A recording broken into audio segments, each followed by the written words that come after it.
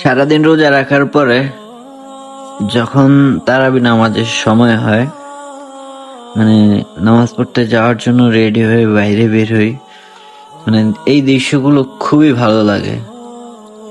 হয়তোবা রমজান ছাড়া আপনার দিনগুলো কেমন যায় সেটা বলতে পারি না, কিন্তু এই রমজান মাস আসলে মুসলমানদের মানে দিনগুলোই অন্যরকম ভাবে কাটে। জানি না কার কেমন কাটে, বাট আমার আলহামদুলিল্লাহ খুবই ভালো লাগতেছিল এই রমজান মাসে। এই রমজান মাস না, যতগুলাই রমজান পেয়েছে খুবই খুবই ভালো লাগছে। 11টি মাসের থেকে অন্যরকম একটি মাস ছিল রমজান মাস।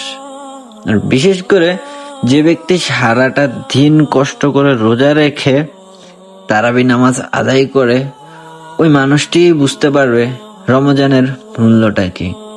আপনি যদি নামাজ পড়েন তাহলে আপনার মনের ভিতরে থাকা সকল দুশ্চিন্তাগুলো দূর করে দেন ওই উপরওয়ালা। আপনি যদি সারাদিন কষ্ট করে রোজা রাখেন অথচ নামাজ পড়েন না, তাহলে আপনি খালি ক্ষুধার্ত পেটে থেকে কোনো ফায়দা নেই। আমাদের সমাজে কিছু কিছু মানুষ আছে যারা মানুষ দেখানোর জন্য শুধু রোজাটাই রাখে, কিন্তু এক ওয়াক্ত নামাজ পড়তে যায় না, শুধুমাত্র সমাজের সাথে মিল রেখেই রোজাগুলো রাখার চেষ্টা করে, এবং সবাই যাতে বুঝতে পারে সেও একজন মুসলমান।